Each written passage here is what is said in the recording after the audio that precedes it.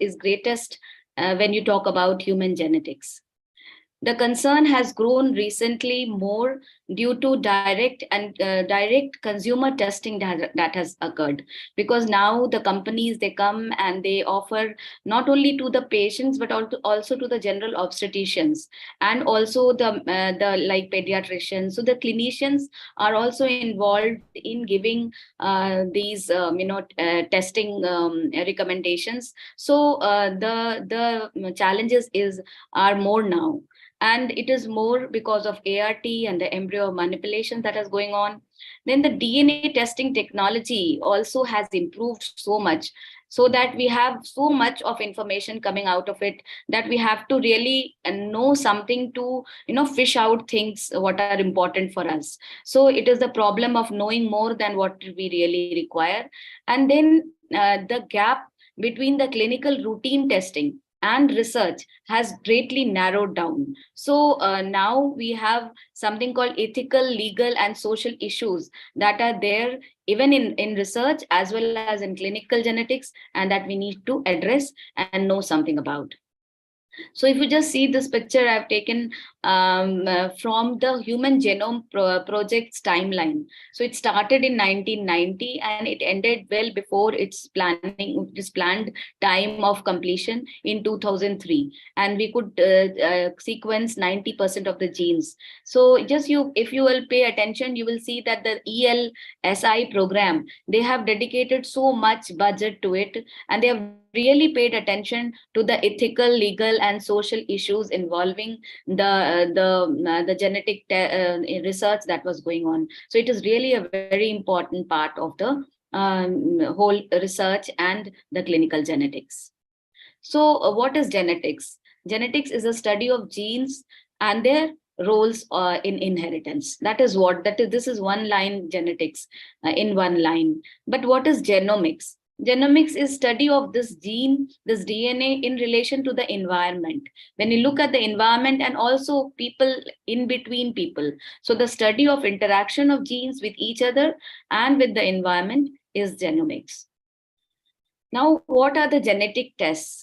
Just to simplify thing in a very simple way, we can say that there are a number of genetic tests that you would be, coming across, number like karyotyping, microarray, doing whole exome sequencing. What are they actually? And people get confused. So you just remember that if you are just thinking our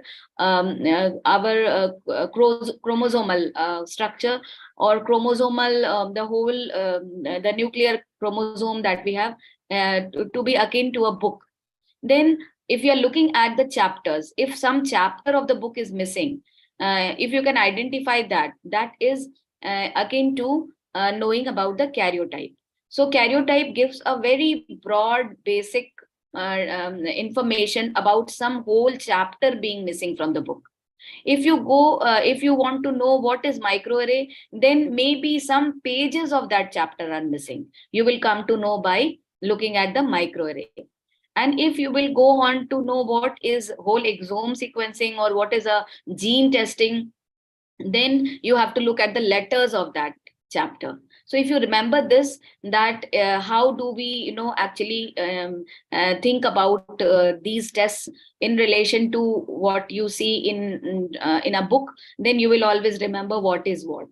Okay, so from there we proceed to the whole eruption of knowledge when the double helical structure was discovered by Watson and Crick. And it was in 1953 that they discovered this. It opened doors for genomic research.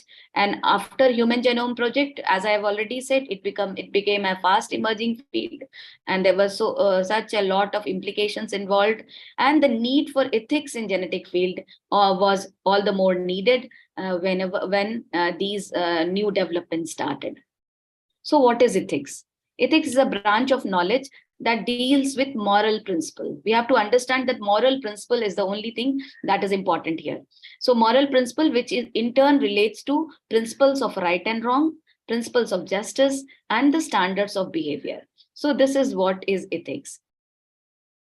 So when you talk about fundamental ethical principles, we all know that there are four basic pillars of ethics, and that is related to autonomy, beneficence, non-maleficence, and justice. So autonomy is what? Incorporating respect for individual privacy. So you respect their right of choice is autonomy. Then beneficence, it should always benefit. Look at the interest of the patient, bring it to the center. That is beneficence. Non-maleficence, if you cannot benefit, at least do no harm. So we have to remember, like many a times I'm also in a dilemma, what to do, what not to do. I think of these things. Am I doing any harm? Is it doing good to the patient or not? Then it is okay, है ना? Whether whatever we have told them, it's we whatever options we have given them, it is ultimately for them to decide what they want to do. That is autonomy. And the justice, so there should be an equity of access to whatever scientific data or whatever knowledge we have. There should be equity of access. Everyone should, it should be available to everyone, is what is the principle of ethics. Now, but in the real world, things are not so simple. There may be competing or conflicting claims to ethical principles. There might be practical decisions which would often need balancing with the duties. Ethical issues arise from all branches of medicines, but in human genetics, they pose particular problem because it doesn't involve only the person. It involves the relatives, it involves the society, it involves the unborn child. So everyone is involved here, and so therefore, and it has got implications for future also, not only now. So these things are important in more and more in genetics, and so we have to pay attention and respect it for that. So there's a Johnson framework. So we have a Emery book on genetics from which I have taken this. So there's a Johnson framework, and it is a practical approach to clinical ethics. Whenever you are in a dilemma, this is the ethical principle that you are going to follow. So in this, they say that you just divide the whole thing into four quadrants, I can say. So the first is, what is the medical factor? If you go on to have some problem, if a person has come with some problem, some genetic disease, so what is the diagnosis, what is the treatment, and what is the prognosis? So whatever we can, are we able to give a diagnosis, are we able to give a treatment or prognosis? Then what about the quality of life? What would be the quality of life before, during, or after treatment? We have to take this also into account. Then after that, whatever we have told, what is the patient's preference, what is the family's preference, and what is the as a doctor and a physician or anybody who is caring as a team, we have to see what is the preference. And then we talk about everything in context. What is the support system, what is the cost, and what is the availability of resources? Like we can say that if there's a patient with cardiac problem, the pediatric cardiology is not there in Harding, even though it is a tertiary hospital. So, and if it is a patient of neural tube defect, pediatric neurosurgery has to be there. So, or even a neurosurgeon has to be there, and that is not available in most of the places. So it is the limitations that also we have to keep in mind when we are dealing with the problems. So like I have kept this example of this patient. This is an ultrasound showing the heart of the fetus. So we are doing an antenatal ultrasound in which you can also perceive that this heart is an abnormal 4-chamber view, and there's a large ventricular septal defect, there's a atrial defect, and the valve appears one. So it is called atrioventricular septal defect. Obviously it is a very major defect, and as I showed again here, that there was one single vessel that was coming out instead of two major vessels or three vessel view that we say. There was one single vessel with very few small vessels coming out. That means there was a major anomaly of the heart. So what is the diagnosis in this case? We know from the ultrasound that it is a major heart defect, but our diagnosis is not complete. We don't know whether it is due to some chromosomal abnormality or maybe because of some drug. Why it is important? Because if it is because of some chromosomal abnormality, then there would be mental subnormality also.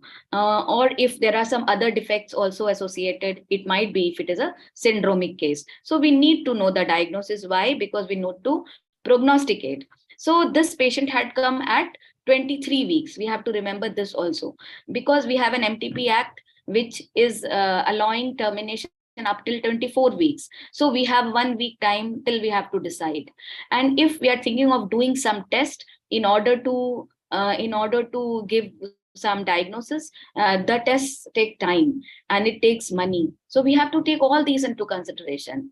And even if we know that this patient doesn't have any chromosomal abnormality, and this is just a multifactorial or just a abnormality that has occurred because of some environmental causes, but then if this baby will come out, what will be the quality of life of this baby? If the baby, whether this baby will undergo surgery or not, just after delivery, or whether this baby, even after surgery, what will be the quality of life, how much the baby can be like normal. So all this we have to understand and take into account. And then what is the ultimate patient's will, and what are they thinking about, we have to keep in mind. So this is how we deal with everything whenever we get something like this. Apart in relation to this, suppose we have a patient in which there was a small cleft lip and palate, we can just counsel them that the treatment is available. It will look bad, but then there is operations and the baby will be perfectly be fine, and then let them take a decision. And most probably they agree when we counsel them and give them convincing answers. So we come to informed choice. Generally, we talk about the word informed and choice. Both are very important. The patient is entitled to full information about all options available and in a given situation, including the option of not participating. Potential consequences of each decision or option should be discussed, and there should be no duress, no pressure is applied on them. And then clinician should not have any vested interest in the patient pursuing any course of action, and appropriate communication skills are required for genetic counseling. And here, what do we say? Pre and post counseling is important, and the counseling is non-directive. So non-directive is a very important word, because many a times patient will say, आप ही बता दीजिए क्या करना है. Then if the patient says that aap bataiye, then you have to again go back and tell that I will tell you the options. I don't know, I cannot be in your place, and I cannot tell you what to do. You have to decide and be responsible for the decision. So it is called non-directive counseling. Suppose this patient comes to us, this is a couple who has come to us in the first trimester of pregnancy, and they have come for a normal antenatal counseling or checkup. So they want so I have suppose the doctor is telling them about the chances of having Down syndrome and how to go about the combined screening or first trimester screening. So what are the things we need to tell? So you have to do a pre-test counseling, and so you have to tell them how common the situation is, what are we going to do in a screening test, and what is the chances of false positive, false negative. So you have to tell that there is a little bit of false positive and false negative also, and if the report will come as high risk, you have to undergo another test, and that test might be invasive test. So you have to tell everything to them when you are doing a screening test. Maybe she has conceived after infertility treatment, and she is okay with having any type of baby. She just wants to carry on with the pregnancy, or maybe she's too scared to have an invasive testing done. Then she should not actually go for a screening test. So you have to be giving them a pre-test counseling very well. Suppose this patient underwent this screening test, and we find in the screening test that the risk is very high. So you can see risk is 1 in 50. So how do you counsel them? We have to counsel. While counseling, we have to tell them that although risk is high, it is 1 in 50, but in this 1 in 50 also, there will be 49 women who will not have the disease, and only 1 out of 50, or only 2 out of 100 will have the disease. So then they have to certainly go for some diagnostic testing, because the chances are high, but it is not very high, because they might assume that the chance is very, very high and might be very anxious. So you have to explain them. And this is called post-test counseling. Okay.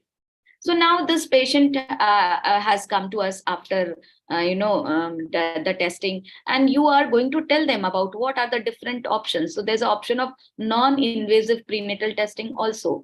Then there is a chorionic villus sampling, there's a chordosynthesis, there's an amniocentesis. So all these different diagnostic in procedures are there, and each one of them have different time when we do it, and then a different implication and different hazards involved.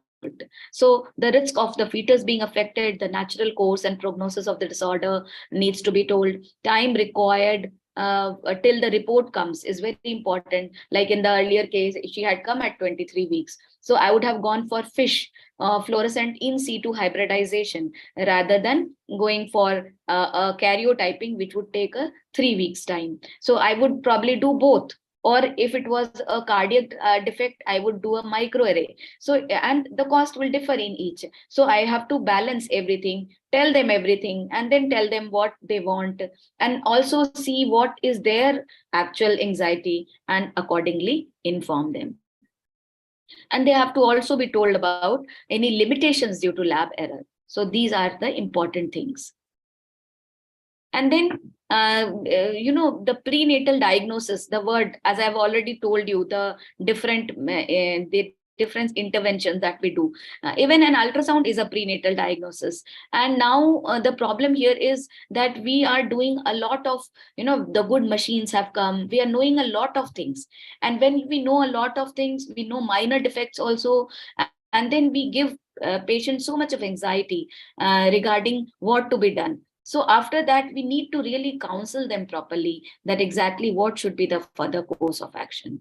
So in the past 35 to 40 years, we have seen the number of availability of choice is a lot of choices are there, and the prenatal diagnosis and subsequent offer of termination of pregnancy raises many difficult issues. Generally, we say that termination is allowed if the fetus has a substantial risk. So we have to understand that what is substantial and what is serious actually. So many a times a patient, like we had recently a patient who had, after invasive testing, we found that the baby had Down syndrome.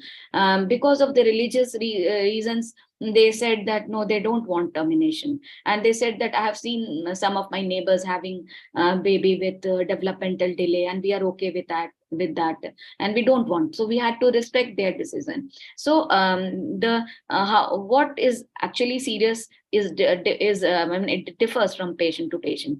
Like in this case, so as you can see, this ultrasound we have done, and you will see in the abdomen there is double bubble being seen. So in the what is double bubble? Double bubble is actually seen when there is a duodenal atresia. So if there's a duodenal atresia, so there is a stomach, and then there is a proximal part of duodenum which distends, and that is called the double bubble. So that is a case of duodenal atresia. So in this case, this patient again had come at 22 weeks. We told that it is totally treatable, but you need to get a karyotyping done because chromosomal abnormality has been seen in 30% of cases. So we said that there were lesser number of cases in which there would be karyotyping abnormality, and more in which there would be none. And because the prognosis is very good, surgery can be done. It involves the intestine, which could be operated, and the baby will become okay. But still, they opted for termination. And they said, no, we don't want any testing, and we don't want to keep the baby. It was a primigravida, gravida, young patient. So we had to go with that. And vice versa, that patient who had agreed to keep the baby, even when they knew that it was a Down syndrome. So it varies from person to person. So autonomy and individual choice is very important. And who should make the decision that termination is justified is generally left to the patient and the mother particularly. So if we just consider, this was given in the Emery book, and I have taken from there, and I found it very interesting that a parent whose first child, a boy, has autism and is expecting another baby. And they have read about autism, and they found that it was more common in boys than girls. So because it is a Western book, so in which it is written that they requested sexing of fetus in view to terminate the male fetus, but continuing if the sex is female. So they said that they felt that it was probably if we could identify the sex, we can terminate, and in that way we can avoid the autism in the next baby. But then they have to be told that the risk of having another child with autism is just 5%. So the such a request, when presented to by the patient to a clinician, will require a counselor, and it is a challenge. So I will give you two examples from a very interesting paper that was recently published by two very eminent. One is a medical geneticist, other is a fetal medicine specialist, and they shared with me this paper article which they have published. So there are two cases. So I will just read out from this. So a 36-year-old G3P1L0A1 with aberrant right subclavian artery on ultrasound. So this aberrant right subclavian artery is actually a soft marker of chromosomal abnormality. So the triple test showed low risk of Down syndrome, but because this soft marker was there, the option of NIPS, that is a non-invasive prenatal testing, in which we test from mother's blood. We look at, we can see the fetal, we can understand about the fetal chromosomal condition by looking at the maternal blood. So the option of NIPS or amniocentesis was discussed with them. And considering the bad obstetric history that she had one previous abortion and one IUD. So, and 1% risk of miscarriage due to invasive testing, the couple opted for NIPS, the non-invasive test. Now, this NIPS is a test which is a very high-end screening test, but it is ultimately a screening test only. We have to remember. So we generally tell the patient that if the report comes as negative, then you don't need to do anything. But if the report comes as positive, there's still the chance that it could be negative, and you have to do invasive testing before going for termination. So this NIPS reported a low risk for these trisomies 21, 18, 13, but gave a high risk for triple X. So triple X was given as high risk, whereas others were low risk. So the result was discussed with the parents, and we offered amniocentesis, and the couple was given the clinical information on regarding the triple X. So triple X females are normally normal, but there's very rare instance that they can have some problems. So but after counseling, the couple opted against any invasive testing, as they felt they were okay to have a baby with triple X. And they opted to do their karyotypes because there can be possibility that the mother would be having triple X, and therefore the baby would be having. And at the same time, if the mother is normal, having triple X, so the baby would also be normal. So they opted to go for karyotypes, and interestingly, the mother herself had triple X karyotype, and she had a normal delivery and had a healthy baby girl at term. So this all ended very well, and we went with the decision of the patient. Now we come to another case, which is quite interesting. So this was a 42-year-old primi gravida. She came at 14 weeks, 3 days with high risk of Down syndrome. And there was no structural abnormality seen on ultrasound. The risk was high on Down syndrome. Again, when the risk is high, we generally offer them NIPS or invasive testing. So this was discussed with the couple, and they opted for NIPS, so NIPS. And then it again gave a low risk for 21, 18, 13, but gave a high risk for triple X. Now, when you talk about NIPS, I haven't mentioned, but the sensitivity or the positive predictive value of actually having triple X when the report is on NIPS is triple X is just 50%. So this we explained to them, and this patient, this lady, had a sister who was a genetic counselor. So she came with her sister for consultation, genetic consultation, and we consulted them. We gave them, they have said that they gave them literature and everything, explained to them, and they offered amniocentesis. And they agreed for amniocentesis. This time the amniocentesis was done, and it showed a triple X. So this baby had triple X, and once they came to know about it, the couple was again asked to come for consultation. So this is the X chromosome, and there were 3X present, right? So when this patient came for consultation again with her sister, and a non-directive counseling was done, literature was shared, they wished to continue pregnancy as she had conceived with difficulty, and she was already 42 years old. A day after, disturbing emails, calls, and WhatsApp messages were received by the patients, like was given by the patient husband, and was received by the doctors, consulting doctors, and they said that he said, and he accused them of encouraging his wife to have an abnormal baby, and he was outraged as the consultation being done at on his absence, and he was quite annoyed with that. So there was a difference in opinion between the couple regarding the pregnancy continuation. The email reply was given, husband was sent, and the husband sent a legal notice to his wife and copy to the hospital that he will not be responsible for the upkeep of abnormal baby if she continues with the pregnancy. Eventually, the patient wrote a mail to the hospital administration that the fetal medicine team has spoken to her sister at her request, so then the hospital also took notice of this, and then they looked into the matter, and they found that it was totally okay that they called the patient, and it was the patient to decide whom she wants to bring along. And then the hospital requested the husband to come. He never came, and the couple filed for a mutual divorce, and the expectant mother chose to carry on with her antenatal pregnancy. So this was a very interesting case that they had presented. So this just tells us what are the problems we face in the real life.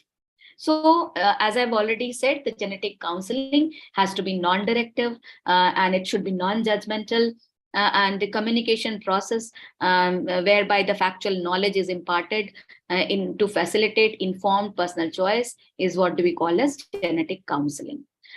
Counseling should be both pre and post test. Consanguineous marriages are, if it is a consanguineous marriage, you have to be very sensitive while counseling, because it is not that all consanguineous marriages lead to abnormality, and then you cannot even change their practice and their behavior. So we have to be very particular. At least we can tell them that if it is in your family, then you can avoid.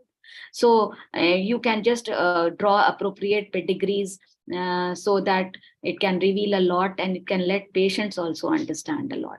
So these are the whole perspectives where the genetic counseling is very important, to tell them about the mode of inheritance, about the age of onset, penetrance, education and support. Some diseases occur late in the life, so you have to know all that and tell them all that, and potential results and implications of genetic testing. And it is even important in employment and insurance and family communication and psychological aspects. I would just request that just let me know if I'm exceeding the time, because I'm going slow and I want everyone to be there with me. So, I mean, if the time, I hope I have time. So organizers can just let me know. Okay. So. Yes, so we have to understand many a times that, as I have already just mentioned, that when we have too much of information, we have to understand that what all to take. So there are certain variation of unknown significance that also comes along with these tests, such as whole exome sequencing and microarray. And you have to really know what test, what things you have to see, what are the pathogenic things you have to see and take them, and not go on to look at the unlikely pathogenic ones.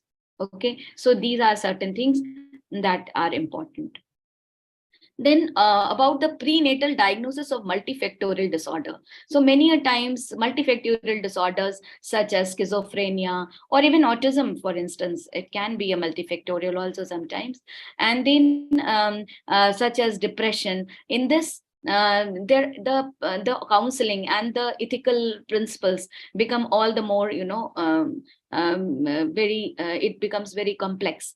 So what is multifactorial? Multifactorial when there are multiple genes involved, along with the environmental factors which contribute to it, and then their interaction causes the disease. So not everyone with the mutation will cause a disease. Only those with having the some environmental factors also will would likely to have the disease. So it is very difficult. Even if they have a mutation, it is very difficult to actually tell that who all will actually be affected.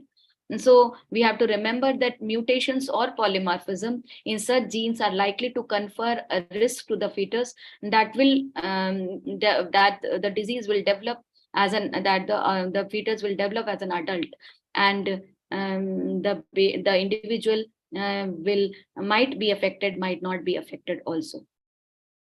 So we have to always respect the patient views. I've already said that this is important because many a times the patient might not agree to go in for termination on moral, ethical, or religious grounds. And for those who believe that many a times the researchers also, and there is a body of people who believe that even the fertilized egg has a full human status, and even if you're doing a PGD or an embryo research, and that is unacceptable. So these extreme views are also there. So we come to the very important term called confidentiality. Confidentiality means whatever is the patient's diagnosis, they have a right of complete confidentiality. They have a right to not to get disclosed to anybody, because there is a stigmatization and guilt which is there in the hereditary illness.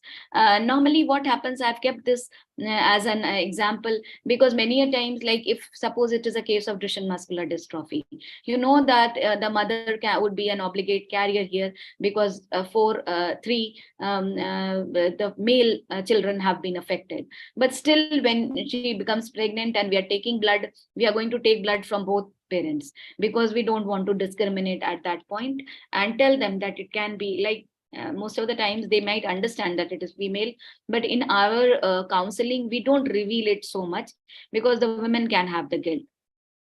But confidentiality breach can occur under extreme circumstances, when it is deemed that the individual's behavior would convey high risk and harm to self or others, or if it is if we want a DNA sample from a key family member, then we might require, suppose she says that her brother also died in young age, then maybe we will require sample from the mother of this patient. So then you need to disclose that this patient is having some problem, and therefore you need to test that. So there can be many instances where you need to share. So in those extreme circumstances also, patient consent is very important.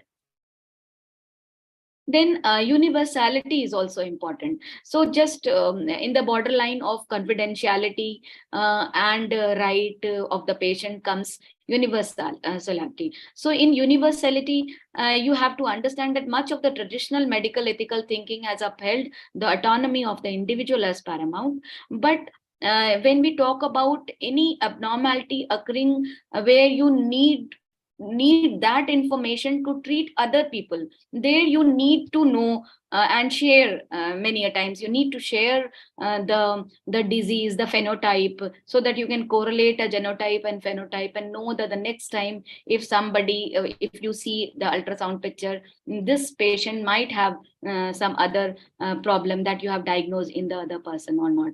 For example, like in this patient, I'm seeing an omphaloceal, I'm seeing a holoprosencephaly, and I'm seeing a claw hand. So I know, and there was a cleft lip palate also. So I know that this patient might be having some chromosomal abnormality.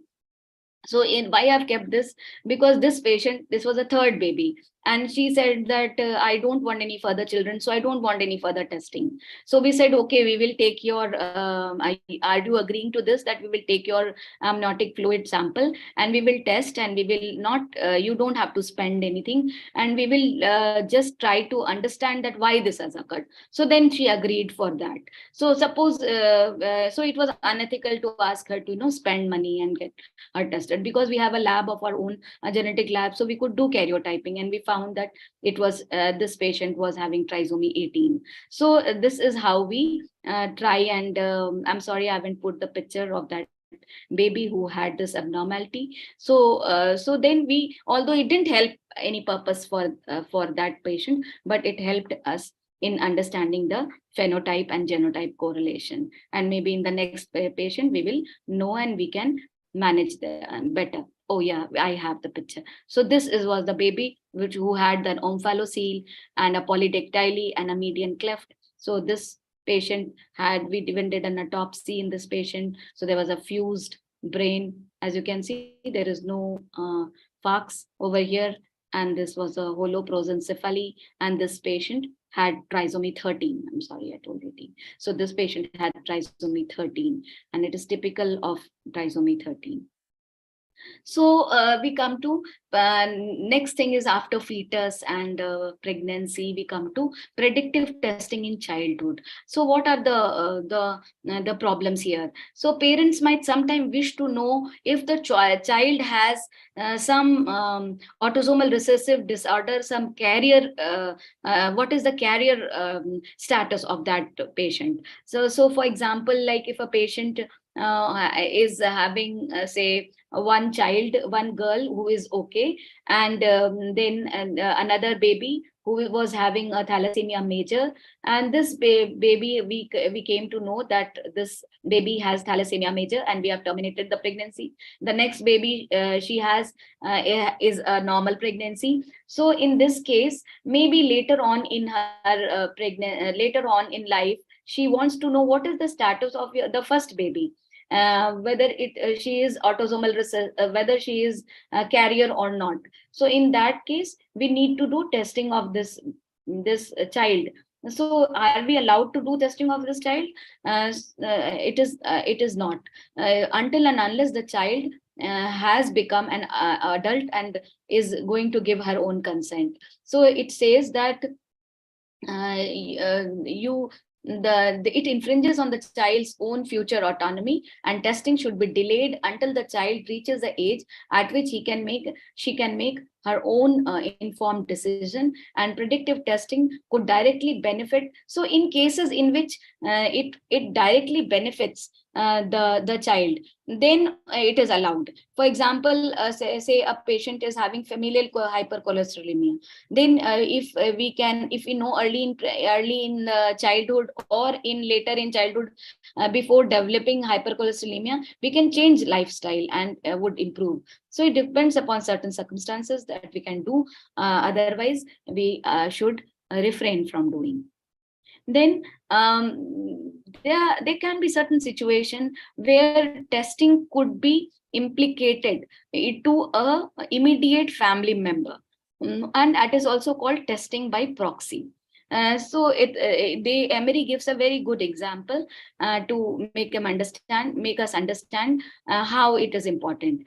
This is important because when you are testing for yourself, you can actually, by testing for yourself, you can actually know about other people's conditions, genetic conditions, whom they would not like to know.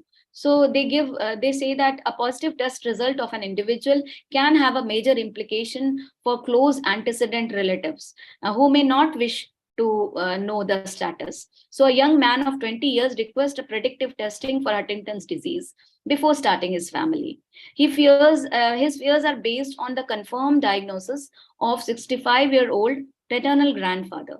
So the grandfather has the disease. He wants to know whether he is going to have the disease or not before starting the family. Now, the predictive testing of this boy, if it comes as positive, then that certainly means that the father is also having the disease, and father might not want to know this. So the young man has raised a difficult question of how to comply with his request without inadvertently carrying out the predictive testing of his father. So if the positive result of his son is there, that means that the father already either has the disease or will have the disease. So this happens in diseases which occur later in life, like in Huntington's disease, which occurs from 30 to 50. It starts at that time. And if the son has the disease, then certainly the father is going to have, because he must be a carrier. So there can be certain implications to the extended family also. I've used the same pedigree. Now we can use it for, say, so that we can use it for, say, a disease called hemophilia. That is also X-linked recessive. So say a carrier of a translocation of a serious X-linked recessive disorder is usually urged to alert close family relatives for the possibility that they could also be carriers and therefore at risk of having an affected children. So suppose this woman is there who is a carrier, and her other sisters can also be a carrier, and so we generally counsel them that although you might feel that you would not let other people know, but suppose if your sister has a child with hemophilia, she would feel bad that you haven't told her about this condition. So it is good that you tell. So the counseling is very important in such cases, so that if there is an implication to an extended family, they inform the extended family. So we will talk a little bit about genetics and research. So generally they say that whenever there is a research going on in genetics, two things: informed consent is very important, and the ethics committee review has a very major role to play. So the ethics committee should be also be well versed with the subject whatever is being researched, and they should have a necessary expertise. And whenever a research project is planned, and there is need to have a team of clinician, geneticist, genetic counselor, and lab personnel who should work together. And the informed consent, as I said, is very important. There should be information about who is doing the study, where it is carried out, availability of results and their implications in future. So all this the ethical committee will see whether you have mentioned all this. Anonymity of testing, confidentiality of result is maintained or not, long-term storage of DNA is being done, then the consent is being taken or not, potential commercial applications of this research result is also seen. And then whether you are paying attention to the pre and post test counseling, and it is a duty of the researcher to disclose the results of genomic research to individuals who are participating. It could cause anxiety and depression, but you should counsel them, especially if it is a cancer or chronic disease. Then you have to explain that not everyone is going to have, and there are certain screening tests available. So these things has to be told to them, and there should be greater care when you are recruiting the participants.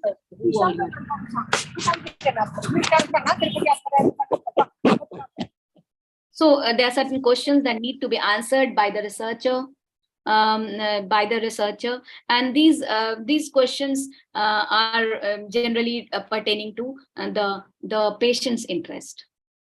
So then a little bit about gene therapy. I think I'm exceeding the time. Just let me know whether I should stop, because timing is very important. So I had a little bit about gene therapy. So whenever you are doing gene therapy, there's a recent, the progress is there, but every time you have to be very cautious when you are doing all these research, and you are using certain things, because you are dealing with human life, and which has got future implications. That is important. So they said that if you are doing the genomic data, genomic research, this you can modify what drug to be given to whom. So they say that if you are doing using some medicines with targeted patients, then it is going to be more beneficial than when you are giving drug for all. So personalized medicine is an important thing, and research is going on. And stringent data protection and has to be there. So you de-identify the data, and you have to have a good storage and labeling. All this has to be done. So the thing, any talk cannot end without cloning and talking about Dolly. So Dolly the sheep was born in 1996, and it was the first mammal to be cloned from an adult cell. But we have to remember that 277 attempts failed before a successful pregnancy ensued. And generally it was believed that immediately this technology will be for everyone, and people feared it would be done for human also. But then it was not so simple, because there was we have to remember that Dolly died prematurely from lung disease in Feb 2003, and she had a number of characteristics suggesting that she was not biologically normal. And we have to the shift of focus have now, from the whole cloning, it has been shifted to part use of stem cell to do grow part, like pancreas or some organ which we can actually be useful. So to conclude, the advances in human molecular genetics generate a major issue in medical ethics. Every new discovery brings a new challenge and raises new dilemma for which there is usually no answers. On a global scale, the computerization of medical records, together with widespread introduction of genetic testing, makes it essential that safeguards are introduced and ensure that fundamental principles such as privacy and confidentiality is maintained. Members of the medical genetic community will continue to play a vital role in trying to balance the needs of the patient and families and demands and of increasing cost-conscious society and commercially driven companies. Medical genetics community must take advocacy role in ensuring that the interests of the patient and families take precedence. And I think this talk is also one step ahead in making everybody aware about what is actually going on in the ethics and genetics field. Thank you. Thank you so much. Thank you so much, ma'am. And thank you so much for sharing this vast knowledge of genetics, of gene counseling and gene therapy. You also explained us how ethics fits in this entire scenario, how confidentiality of the patient has to be maintained whenever counseling with the patient, how we should not be asking any direct questions or not leading to towards a decision for keeping the autonomy of the patient in mind. We really appreciate you sharing few of the clinical scenarios with us, because that was very insightful and we learned how a different scenario changes a decision. Thank you for sharing how how ethics committee plays a role in genetic and research, and how pre and post counseling is something a researcher should keep in mind while taking the sample size, and the responsibility we all would share to use genomic data very responsibly. Thank you so much for giving us insight in that. I think we can have the in-chat questions now.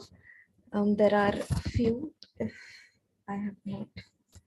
Okay, there is a question in the chat box, ma'am. If you, I'll just read it out. Yes. Yes. So Deepat is asking, ma'am, won't predictive testing benefit the child in almost all cases in a disease like thalassemia? Also, what would we consider the cutoff age of the given consent for predictive testing, 16 or 18? Yeah, so the first part was, will predictive testing is possible to know all cases of thalassemia, is it? No, it's predictive testing will benefit child in almost all cases in a disease like thalassemia, right? So in like for thalassemia, we have a screening test and a diagnostic test. For anything and many of the genetic conditions, we have a screening test and the diagnostic test. So when you talk about beta thalassemia, the screening test would be doing a complete blood count in which we are looking at MCV, MCH, and we know this. And then apart from that, we are doing a high performance liquid chromatography, that is HPLC, and in that we look at the A2 levels. So if the A2 levels are high, then it can be a case of thalassemia trait. So then also they say that it is also a type of screen test only and not a diagnostic. So you need to have the mutation to actually say that it is diagnostic. But in practically all cases, you get something wrong in the HPLC, and that you know, or in CBC, that you say that it is a thalassemic case. But of course, the gold standard would be seeing a mutation. So mutation is the most important thing when you talk about the testing of thalassemia. So that is one. And as far as I know, 18 is the age where the patient gives consent for getting herself or himself tested. Sure, ma'am. Thank you. Anybody else wants to ask anything? They can just unmute their mic and ask, or feel free to type it in the chat box.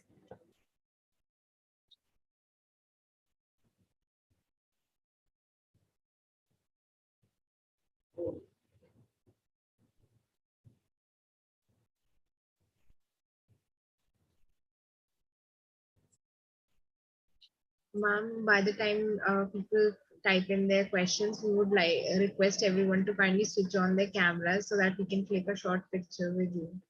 Yes, please.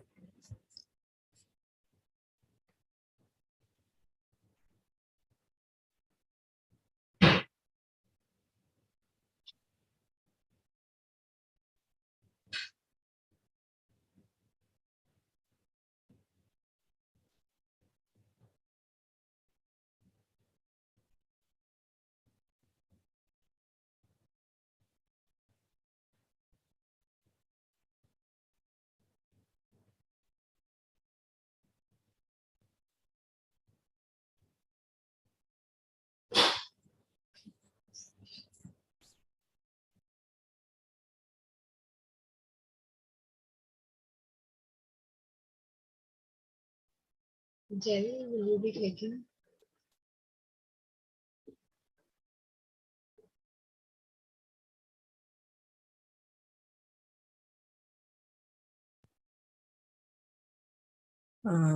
Just a second.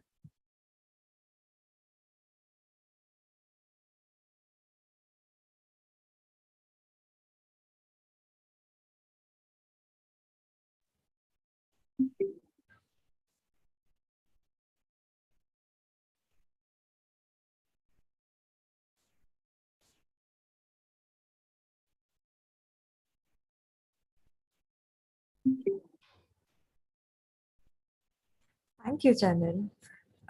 Do we have any more questions? I'll just take a countdown. If not, Any of you can share your experience if you have, like, if you have any faced any ethical dilemma or seen any case as such.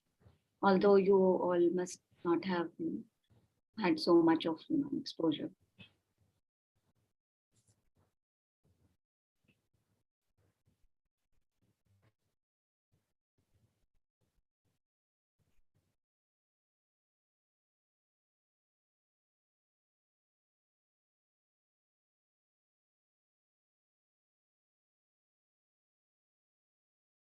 Because when you when you talk about Western literature, when there is a patient, if there's a patient of, say, neural tube defect, the treatment is quite good, and they have so much of support, social support, that even a